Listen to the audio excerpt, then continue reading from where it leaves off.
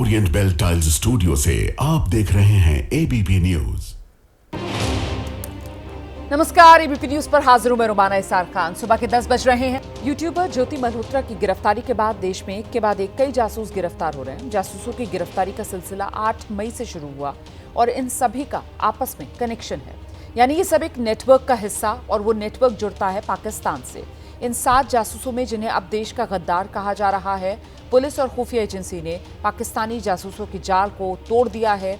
Operation सिंदूर के दौरान देश में छिपकर रहने वाले गद्दारों की ये एक चेन सामने आई है। ऑपरेशन सिंदूर के दौरान केंद्रीय एजेंसियों के मिलने वाले इनपुट पर हरियाणा, पंजाब और यूपी पुलिस सक्रिय हुई तो नतीजा निकला 11 दिन में 3 राज्यों से इन जासूसों की गिरफ्तारी। इनके करीबियों पर भी शिकंजा कस रहा है। तस्वीरें आपके सामने हैं, किन किन जासूसों को गिरफ्तार किया गया।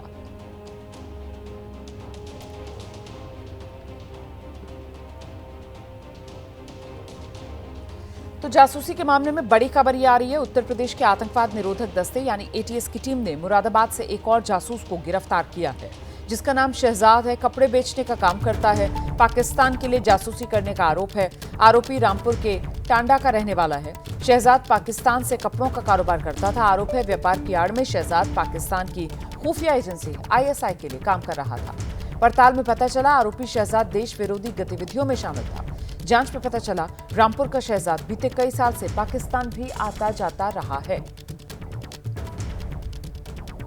पाकिस्तान के लिए जासूसी करने के आरोप में जिस शहजाद को एटीएस ने गिरफ्तार किया है, टांडे में आज़ाद नगर में ये उनका मकान है। 2 मंजिला मकान है यहाँ पर, और ये आपको हम दिखाने की कोशिश करेंगे कि ये जो शहजाद हैं उन पर आरोप लगा है कि वो पाकिस्तान के लिए जासूसी करते थे और पाकिस्तान से जो है कपड़े और कॉस्मेटिक की तस्करी करते थे। ये शहजाद का जो है मकान है और यहाँ पर उनका परिवार रहता है। परिवार में उनकी पत्नी है और 2 बेटे हैं शहजाद के। ये मकान है शहजाद का। शहजाद अपने माता पिता से अलग शादी होने के बाद से रहता है इसी मकान में। आज़ाद नगर का ये मकान है। यहाँ पर इस मकान पर बाकायदा सीसीटीवी कैमरे भी लगे हुए हैं। आप देख सकते हैं कि 2 सीसीटीवी कैमरे जो हैं शहजाद के घर के बाहर लगे हुए हैं दोनों तरफ, ताकि कोई भी मूवमेंट है वो यहाँ पर इसमें कैद हो जाए। और यहाँ पर ये अच्छा नया बना हुआ जो है मकान है शहजाद का, और यहीं पर शहजाद की पत्नी रहती हैं। शहजाद की पत्नी से हमने बात की तो उनका कहना है कि उनके पति को जो है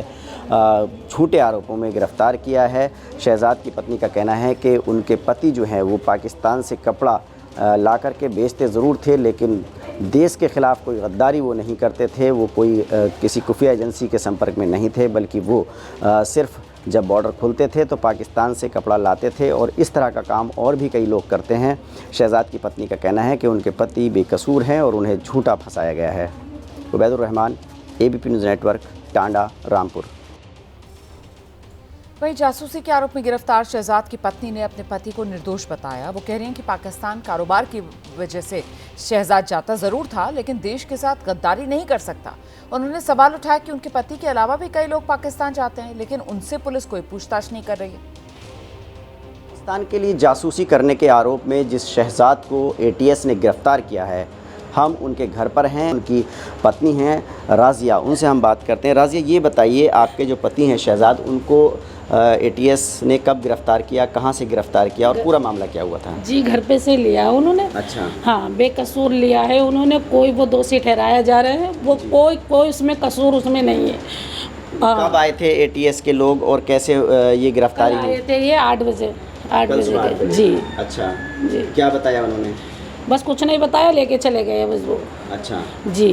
तो परिवार में कौन कौन है? आपके पति क्या करते थे? वो बस सूटों का काम करते थे। सूट कपड़ा आता था वहाँ से, पाकिस्तान हाँ से? काम खुल जा कर लिया, नहीं तो बंद अपना मेहनत मजदूरी कर लिया। कितने सालों से ये काम कर रहे थे? सालों से क्या कहते हैं, जब खुल जा कर लिया काम, बैठ जाता था, नहीं तो बस अच्छा। खाली। हाँ, तो ये पाकिस्तान वगैरह भी गए कुछ बार? 1-2 बार गए हैं बस। अच्छा जी। तो जो ये आरोप लग रहे हैं कि ये कपड़े की तस्करी करते थे, चोरी छुपे पाकिस्तान जाते थे और कॉस्मेटिक का सामान लाते थे, कुछ नहीं, सब दोषी ठहराया जा रही है उन्हें। अच्छा। सब झूठ है सर, सब झूठ है। मुझसे कैसी हो कुछ ले कसम खा कर, सब झूठ है। मेरे छोटे छोटे बच्चे, मेरा कोई नहीं है, मेरा कोई नहीं है।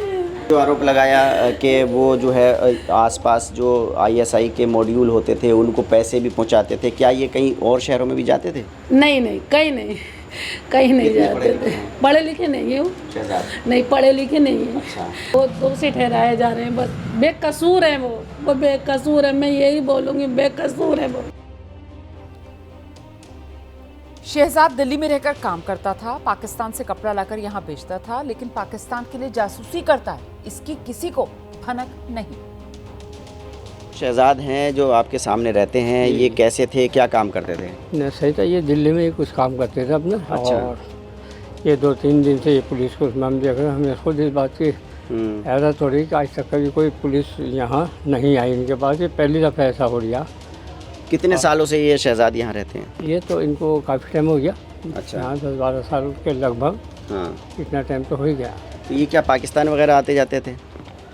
पाकिस्तान की तो मुझे ज़्यादा जानकारी नहीं, लेकिन एक आध बार गए हुए, जैसे रिश्तेदारी में जाते वैसे मामूल मुस्तकिल का नहीं था इनका जाने का कोई ऐसा।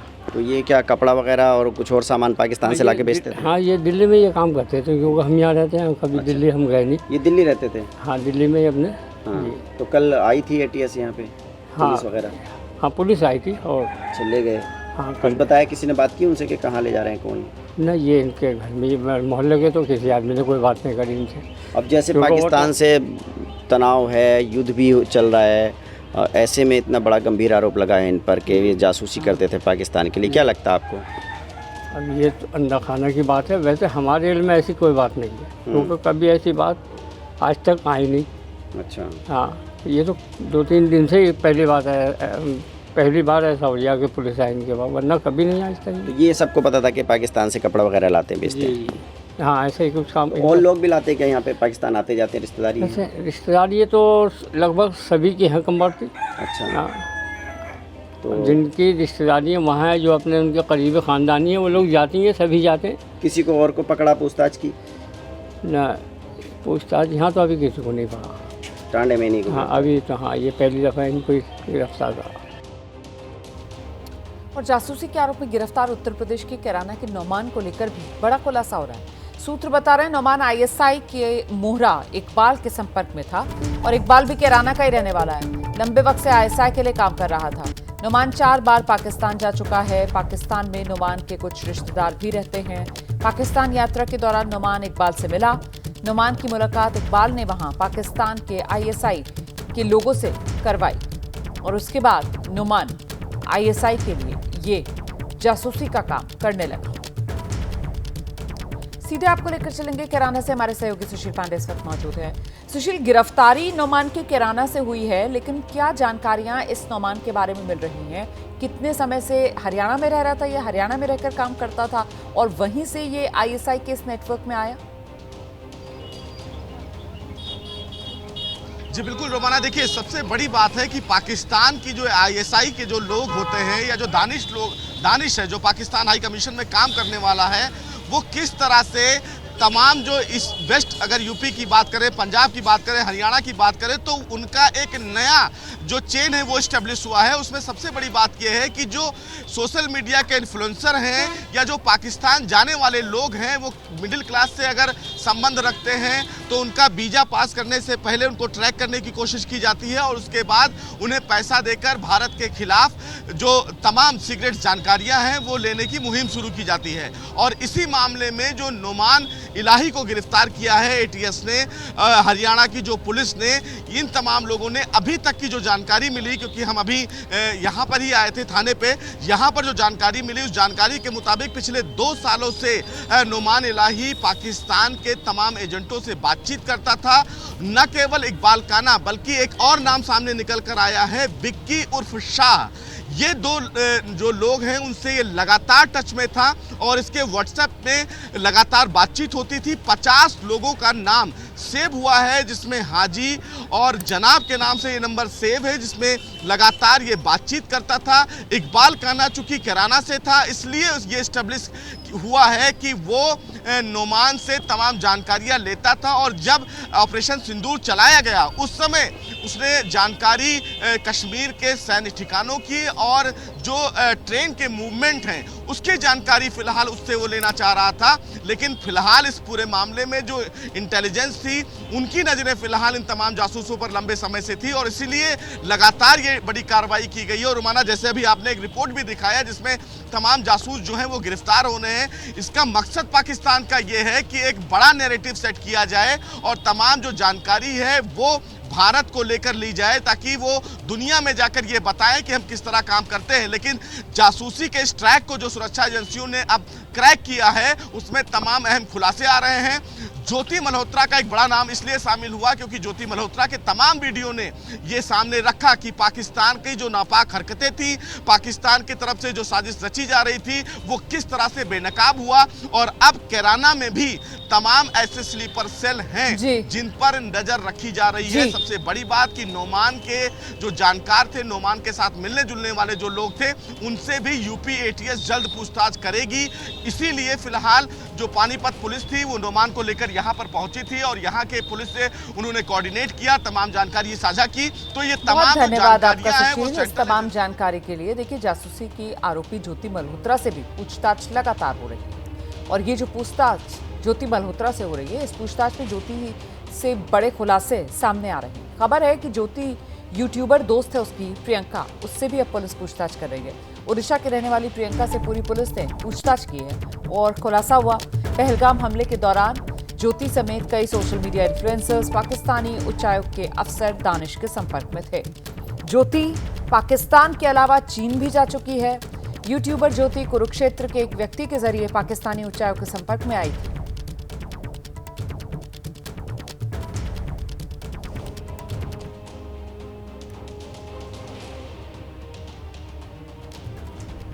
सारी सभी चीज़ों का हम पूरी तरीके से जांच कर रहे हैं और सभी चीज़ों में इन्वॉल्वमेंट क्या है क्या नहीं है उसको वेरीफाई कर रहे हैं। और इसके साथ ही हम हमारे स्टेट की जो एजेंसीज़ हैं, सेंट्रल एजेंसीज़ हैं, उसके साथ ही हरियाणा पुलिस के साथ भी हम टच में हैं। इसके रिगार्डिंग में जब भी जैसा और इन्फॉर्मेशन जो आएगा हम गणमाध्यम के सामने उसको पेश करेंगे। तो हिसार की ज्योति है, ज्योति की सहेली प्रियंका है, ज्योति पुलिस की कस्टडी में है और ऐसे में पुलिस उससे लगातार पूछताछ कर रही है। लेकिन सवाल ये कि आखिरकार किस तरीके से ये जासूसों का नेटवर्क देश में फल फूल रहा था और सुरक्षा बलों को इसकी भनक तक नहीं लगी। अब पाकिस्तान की साजिश का ये बड़ा खुलासा हो रहा है। पाकिस्तान के निशाने पर अमृतसर का स्वर्ण मंदिर था। 8 मई की सुबह पाकिस्तान ने ड्रोन और मिसाइल से इस तरफ हमला बोला। स्वर्ण मंदिर को निशाना बनाकर ये हमले किए गए। भारतीय सेना ने पाकिस्तान के ड्रोन्स को, मिसाइल्स को मार गिराया था।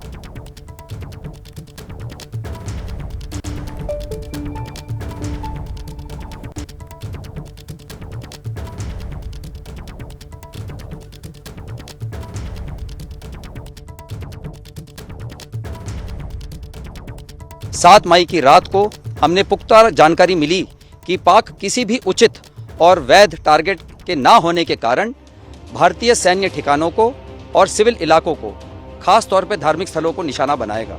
इसमें अमृतसर में स्थित गोल्डन टेम्पल सबसे अहम था।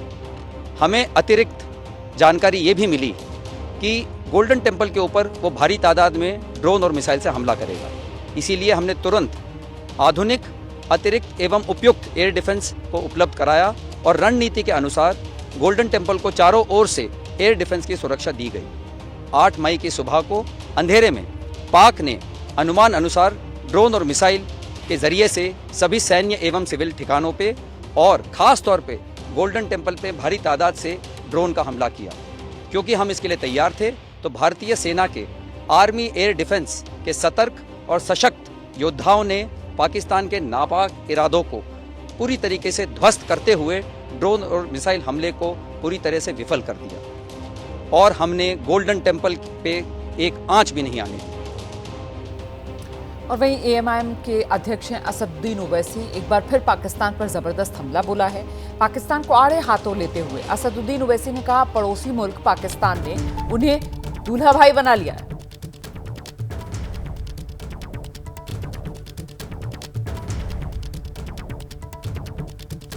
तो असदुद्दीन ओवैसी लगातार पाकिस्तान के खिलाफ जोरदार तरीके से बयान दे रहे हैं और इससे पाकिस्तान तिलमिलाया हुआ है। असदुद्दीन ओवैसी ने अब चुटकी भी ली है ये कहते हुए कि साहब पाकिस्तान ने मुझे दूल्हा भाई बना लिया है।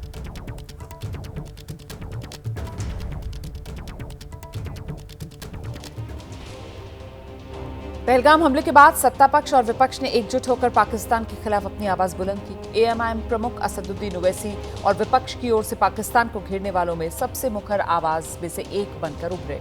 ओवैसी लगातार पाकिस्तान को उसकी औकात बता रहे हैं। ओवैसी का यही अंदाज है, पाकिस्तान को, वहां के लोगों को खूब खटक रहा है। आपको दिखाते हैं पाकिस्तान में क्यों वायरल हैं ओवैसी। के बाद अगर कुछ एक्शन ले रहे हो तो घर में घुस के बैठ जाना। ऑफिशियल भीख मंगे हैं पाकिस्तानी। हुकूमत तुम चलाना तो दूर की बात, तुमको इकोनॉमी से चलाना नहीं आता तुम्हारा। भाईजान की ललकार, टेररिस्तान में हाहाकार। असदुद्दीन ओवैसी वहाँ के पॉलिटिशियन हैं, मुसलमानों की एक ताकतवर आवाज़ हैं, वहाँ पर मुसलमानों के हुकूक के लिए बड़ी बात करते हैं। लेकिन उन्होंने अपना ऐसा रूप दिखाया कि पूरी पाकिस्तानी अवाम और बहुत सारे मुसलमान ममालिक के उलमा भी उनकी इस गुफ्तगू से परेशान हैं। जिन्नापुर पर करारा बार, भाईजान का नया अवतार। उन्होंने पाकिस्तान मुर्दाबाद के नारे लगवाए भरे मजमे के अंदर, और जो इंडिया ने यहाँ पर आकर हमारे बच्चों को शहीद किया, हमारी ख़वातीन को शहीद किया, हमारे बूढ़ों को शहीद किया, उन शहादतों की सेलिब्रेशन असदुद्दीन ओवैसी साहब ने की है। पाकिस्तान में ओवैसी चल रहा है।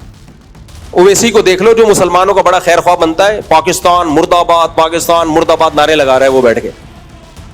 ऐसे ही, जी हाँ बिल्कुल ऐसे ही पाकिस्तानी बिलबिलाए हुए हैं, ओवैसी भाईजान से खार खाए हुए हैं। यकीन ना हो तो एक बार और बानगी सुन लीजिए। ओवैसी साहब, आप कोई मुस्लिम रहनुमा नहीं है। अगर आप मुसलमान रहनुमा होते तो आप कश्मीरियों के हुकूक की, उनके हक राय दही की बात करते। आप हिंदुत्व और आरएसएस के तर्जुमान हैं। अजी हाँ, आपने कह ली और हमने मान ली, ऐसा भी कहीं होता है। वैसे ये मोहतरमा अकेली नहीं है। पाकिस्तान के टीवी चैनलों से लेकर लाहौर, कराची के चौक चौराहों तक एक ही गुफ्तगू है, जिसका फलसफा सिर्फ असदुद्दीन ओवैसी है। इंडिया ने यहाँ पर आकर हमारे बच्चों को शहीद किया, हमारी ख़वातीन को शहीद किया, हमारे बूढ़ों को शहीद किया, उन शहादतों की सेलिब्रेशन असदुद्दीन ओवैसी साहब ने की है। और ये क्यों की है? ये इसलिए की है कि वो आरएसएस के गुंडों के सामने अपनी वफादारी साबित करना चाह रहे हैं। चीखते हैं, चिल्लाते हैं, आंसू बहाते हैं, लेकिन पाकिस्तानी बाज कहाँ आते हैं? असल सवाल तो ये कि भाईजान पड़ोस के आतंकी मुल्क में इतने वायरल क्यों हैं? खुद ओवैसी की जुबानी सुनिए। बिल्कुल हम पाकिस्तान के दूल्हे भाई हो गए आजकल। हम ही दूल्हे भाई है पाकिस्तान के, कोई नहीं रहा वहाँ पे, हम ही रह गए। इतना बेबाक, इतना हैंडसम को दिख ही नहीं रहा पाकिस्तान वालों, खाली मैं ही दिख रहा हूँ भारत से। असदुद्दीन ओवैसी को भी पता है कि पड़ोस के आतंकी मुल्क में वो क्यों वायरल है, लिहाजा जिन्ना के सियासी वारिसों को नसीहत देने में भी देर नहीं लगाई। देखते रहो प्यारे मेरे को, सब सुनते रहो, ज्ञान बढ़ेगा। तुम्हारे दिमागों में जो भूसा भरा हुआ है साफ होगा, तुम्हारा इग्नोरेंस खत्म होगा। फर्जी मुल्क पाकिस्तान के फर्जी सियासतदानों पर ये तो सबसे नया निशाना है। वैसे पहलगाम हमले के बाद से ही ओवैसी आतंकी मुल्क को लगातार उसकी हैसियत बता रहे हैं। पाकिस्तान भाड़ में जाए ना, हमको पाकिस्तान से क्या करना है? पाकिस्तान के संविधान के लिहाज से कोई गैर मुस्लिम वहां का वजीर आजम, प्रधानमंत्री नहीं बन सकता। हम पाकिस्तान के लोगों से कहेंगे इधर मत देखो, उधर ही देखो। तुमको, तुम्हारे पास बलूचियों का प्रॉब्लम, तुम्हारे पास क्या क्या झगड़े हैं, तुम उसको देखो। ये देश मेरा है, तुम्हारा नहीं है, हमारे घर का मामला है। जिस जुबान पर उकसाने वाली तकरीरें होती थी, जो लफ्ज मजहबी सियासत का छोर लिए होते थे और जो कौम की रहनुमाई का दावा करते थे, उन्हीं असदुद्दीन ओवैसी ने वतन परस्ती की ऐसी लकीर खींच दी है जिसने चार मीनार के शहर से आने वाली सियासत को बदल दिया है। पाकिस्तान ये कहता है कि हम न्यूक्लियर बॉम्ब हमारे पास है, एटॉमिक बॉम्ब है। याद रखिए, अगर आप किसी मुल्क के अंदर जाकर मासूम लोगों को मारेंगे तो कोई भी मुल्क खामोश नहीं बैठने वाला है, चाहे हुकूमत किसी की भी हो। मगर इस तरह से आकर हमारी भारत की सरजमीन पर हमला करना और मजहब पूछकर किसी को गोली मारना है। अपने पाले पोसे सपोलों से पहलगाम में बेगुनाहों का खून बहाकर इस्लामाबाद के नकारा हुक्मरान और रावलपिंडी के फर्जी जनरल हिंद की धरा पर मजहबी खाई पैदा करने की साजिश रच रहे थे। उन्हें असदुद्दीन ओवैसी आईना दिखा रहे हैं, बार बार और हर बार बता रहे हैं कि जिन्ना के मुल्क की हैसियत कुछ भी नहीं है। भीख मंगे हैं ये लोग, यकीन मानो ऑफिशियल भीख मंगे हैं पाकिस्तानी। IMF से लोन ले रहे जाके $1 बिलियन का। आप 75 साल से आपने क्या किया? किसने आपको मजबूर किया IMF का लोन लेने के लिए? और अफसोस की बात यह है कि IMF का लोन ले रहे हैं और ये इंटरनेशनल, मेरे को माने ये इंटरनेशनल मॉनेटरी फंड नहीं, ये इंटरनेशनल मिलिटेंट फंड दे रहे हैं पाकिस्तान को। वैसे ये बताने की जरूरत नहीं है, दुनिया जिन्ना के मुल्क के पाप से वाकिफ है, इसलिए ओवैसी रावलपिंडी के सबसे बड़े दहशतगर्द को भी नसीहत देना नहीं भूले। हम आसिम मुनीर को कहना चाहेंगे कि सन 47 में हमने फैसला ले लिया कि हम भारत को छोड़कर नहीं जाएंगे। हमने जिना के पैगाम को ठुकराया। भारत ही हमारी सरजमीन थी, भारत ही हमारी सरजमीन है और इंशाअल्लाह भारत ही हमारी सरजमीन रहेगा। असदुद्दीन ओवैसी की ऐसी ही तकरीरों से पाकिस्तानी हैरान और परेशान तो हैं ही, अपनी मानसिक बीमारी का भी इजहार कर रहे हैं। पाकिस्तान के एक मशहूर मौलाना की दलील सुनिए। और आप इंडिया में जाके देख लो, ओवैसी को देख लो जो मुसलमानों का बड़ा खैर ख्वाह बनता है, पाकिस्तान मुर्दाबाद नारे लगा रहा है वो बैठ के। वजह उसकी है कि उसकी मजबूरी है, उसको पता है इंडियन गवर्नमेंट जो मौजूदा गवर्नमेंट है छोड़ेगी नहीं आपको। वहां पाकिस्तान मुर्दाबाद का नारा लगाए बगैर आप चल नहीं सकते। आतंकी मुल्क वाले पाकिस्तानियों की सोच में भी दहशतगर्द वाला परमानेंट वायरस है। लिहाजा जिन्ना के मुल्क को ये भी जानना जरूरी है कि 140 करोड़ हिंदुस्तानी पाकिस्तान जैसे मुल्क के लिए एक जैसी सोच रखते हैं और ये पहली बार भी नहीं है कि असदुद्दीन ओवैसी ने पाकिस्तानियों को आईना दिखाया है। ओवैसी पहले भी कई दफा जिन्ना के मुल्क को नसीहत देते रहे हैं। ओवैसी की करीब 6 साल पहले की एक तकरीर सुनिए। ये पाकिस्तान का वजीर आजम से भी बोलना चाहूंगा, आप हिंदुस्तान के मुसलमानों की फिक्र करना छोड़ दो, हमारे लिए अल्लाह काफी है। Mister Khan, you worry about your own country. Mister Khan, we would like to tell you, don't ever remember us. We have rejected the पैगाम, the message, the wrong theory of Jinnah. We are proud Indian Muslims. Owaisi सियासतदान है जिनका पहला target मुसलमान voter है, लेकिन बात जब भी मुल्क की आई, ओवैसी ने पाकिस्तानियों को उनकी औकात बताई। साल 2013 का सितंबर महीना, जब देश में मनमोहन सिंह की सरकार थी, तब असदुद्दीन ओवैसी भारतीय सांसदों के डेलीगेशन के साथ बातचीत के लिए पाकिस्तान पहुंचे थे और तब पाकिस्तान में ओवैसी ने क्या कहा था, सुनिए। देखिए, हिंदुस्तान में जो हमारा दस्तूर है, कॉन्स्टिट्यूशन है, जिसके हम तमाम उसके पाबंद हैं, और हमारा कॉन्स्टिट्यूशन ये कहता है, उसका प्रेम्बल ये है कि इंडिया एक सेकुलर मुल्क है। देख लो पाकिस्तान, आज से करीब 12 साल पहले ही असदुद्दीन ओवैसी ने तुम्हारे मुल्क की जमीन पर बैठकर जिहाद का मतलब और हिंदुस्तान के सेक्युलर होने की परिभाषा, दोनों बातें तुमको समझाई थी।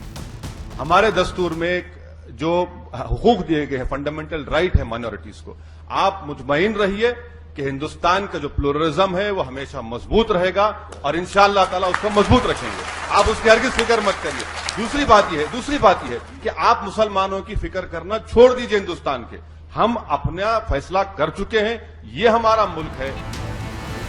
ओवैसी वक्त वक्त पर पाकिस्तान के पेच टाइट करते रहे हैं, लेकिन पहलगाम हमले के बाद भाईजान ने जिस तरह पाकिस्तानियों पर जुबानी मिसाइलें दागी हैं, उसी से पड़ोस का आतंकी मुल्क बिलबिलाया है। हम अल्लाह से शाम में भीख मांगते आए हैं और भीख मांगते रहेंगे कि अल्लाह भारत के मुसलमानों की हिफाजत फरमा, अल्लाह भारत के मुसलमानों के इत्तेहाद को मजबूत फरमा, अल्लाह इस मुल्क को, भारत को मजबूत और ताकतवर बना। असदुद्दीन ओवैसी को सियासत का लंबा तजुर्बा है, बखूबी जानते हैं कि कब, कहां और क्या बोलना है। असदुद्दीन ओवैसी को इस बार पाकिस्तान के पाप को दुनिया के सामने बेपर्दा करने की जिम्मेदारी भी सौंपी गई। पाकिस्तान को बेनकाब करने वाले डेलीगेशन में ओवैसी भी शामिल हैं। असदुद्दीन ओवैसी सऊदी अरब, कुवैत, बहरीन और अल्जीरिया जाएंगे। डेलीगेशन की अगुवाई बीजेपी सांसद बैजयंत पांडा करेंगे। ओवैसी के अलावा निशिकांत दुबे, फांगनोन कोन्याक, रेखा शर्मा, सतराम सिंह संधू, जम्मू कश्मीर के पूर्व मुख्यमंत्री गुलाम नबी आजाद और राजनयिक हर्षवर्धन श्रृंगला भी मौजूद रहेंगे। खाड़ी देशों से ही पाकिस्तानियों का चूल्हा जलता रहा है। सऊदी अरब जैसे देशों की खैरात पर ही जिन्ना के मुल्क की थाली में नून तेल मिलता रहा है। दूसरी ओर ओवैसी देश में मुस्लिम समुदाय के एक प्रमुख नेता है। उन्हें डेलीगेशन में शामिल करके सरकार ने यह संदेश दिया कि आतंकवाद के खिलाफ लड़ाई में पूरा देश एक है।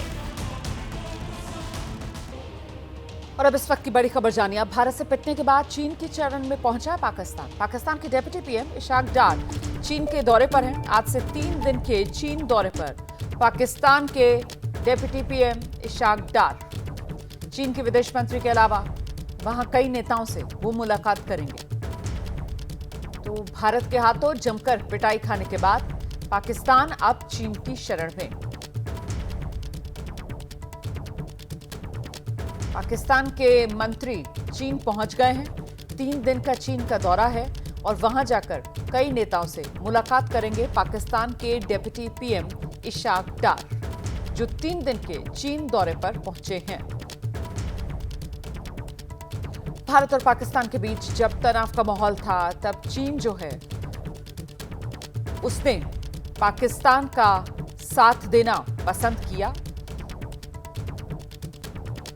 हालांकि आतंकवाद के खिलाफ चीन की तरफ से बयान दिया गया, लेकिन महत्वपूर्ण यह हो जाता है कि चीन जो है वो पाकिस्तान के साथ भी मजबूती से खड़ा हुआ नजर आया।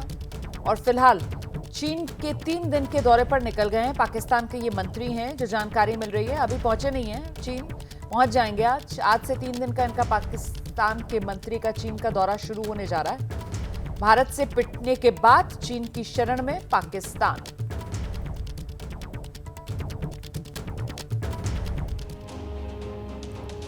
अगली खबर का रुख करेंगे। विदेश मंत्री एस जयशंकर आज 3 देशों की यात्रा पर जाएंगे। विदेश मंत्री आज नीदरलैंड, डेनमार्क और जर्मनी की 6 दिन की यात्रा पर रवाना होंगे।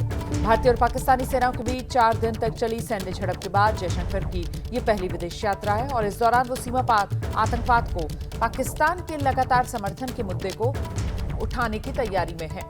तो नीदरलैंड, डेनमार्क और जर्मनी ये वो 3 देश हैं जिनकी 6 दिन की यात्रा पर भारत के विदेश मंत्री एस जयशंकर आज रवाना होंगे। कैसे पाकिस्तान की तरफ से आतंकवाद का समर्थन किया जा रहा था, इस मुद्दे को भी दुनिया के सामने रख सकते हैं विदेश मंत्री अपने इस दौरे में। विदेश मंत्री की तरफ से और भारत सरकार की तरफ से पहले भी ये साफ किया गया है कि भारत ने ऑपरेशन सिंदूर आतंकवाद के सफाई के लिए चलाया, लेकिन पाकिस्तान ने और पाकिस्तान की सेना ने आतंकवादियों की ढाल बनना चुना और इसी वजह से ये तनाव इतना बढ़ा।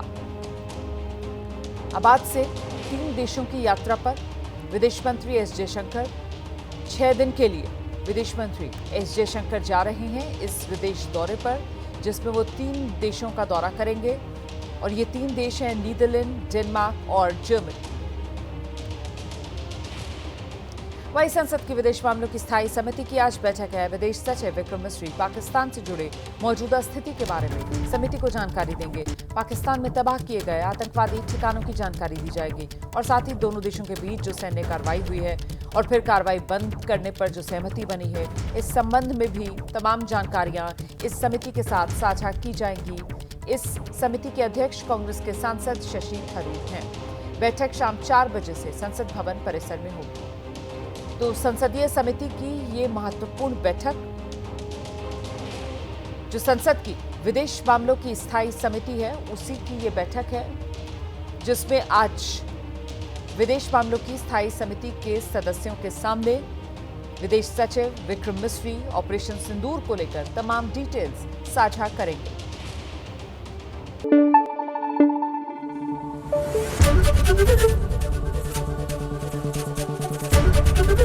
एबीपी न्यूज आपको रखे आगे।